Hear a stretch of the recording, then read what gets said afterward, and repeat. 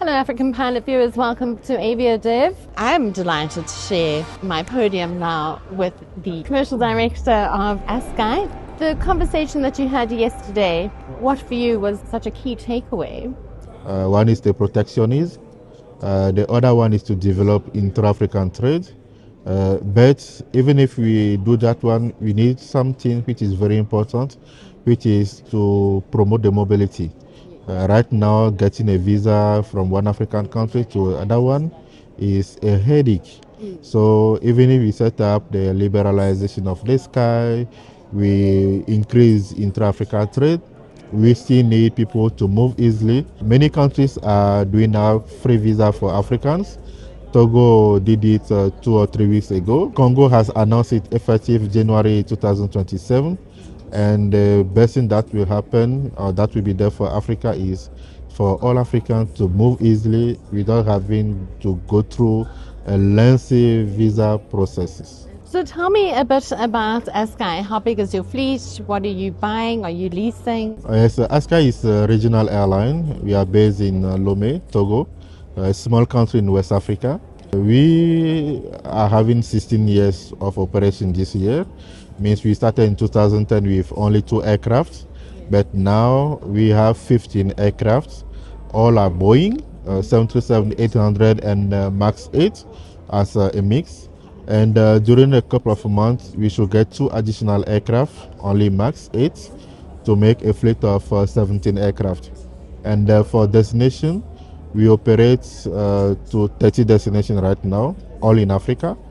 So the whole West Africa, Central Africa are covered. The capital city as well as some secondary stations. Like in Congo, we have Pointe-Noire and Brazzaville, Cameroon, Douala and Yaoundé. In Lagos, in Nigeria, we have Lagos and Abuja. We have also our footprint in East Africa, Kenya, Nairobi. And Southern Africa, we have Joburg and also Luanda.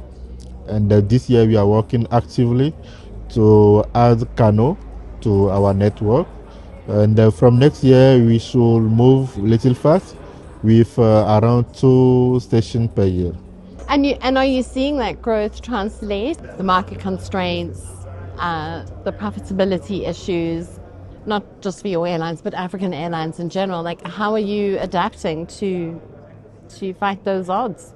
The market is there, but there are a lot of challenges. So as airline, the best way to go right now, when we consider the supply chain issue, the cost of operating, is to cooperate. There are some areas where the traffic size doesn't justify necessarily to have a direct connection, but you can cooperate with another airline through other stations to exchange passengers. So even if we are competing, you can still cooperate and share some of the revenue and have access to market where you don't fly directly.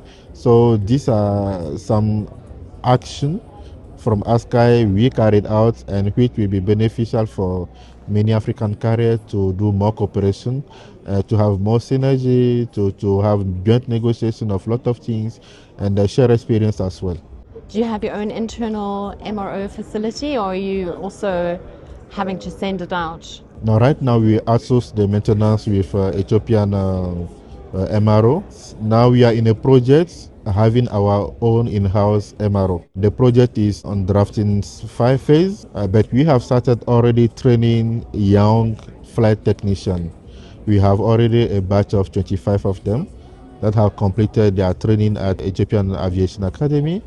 They also got on-job training and now has been added to the team of Ethiopian MRO that are working with us in Lomé to learn more and to be more autonomous. So we are paving the way to have our own maintenance facility. That will not serve only for ASKY but also for regional airlines, because in Africa I think we have only 3 maintenance centers and it is not enough because there are so many airplanes and flying far away to do maintenance is costly for us. Is your airline affected by things like blocked funds? We have, for example, allow me to name some of the countries, Gabon, for example, Angola, the top 2 where we have a lot of blocked funds, and it is a challenge because you have invoices to pay, but you can't, your money is stuck somewhere. You want to invest to develop more routes, but you are unable to do it while you are spending money to operate, to provide connectivity to this market.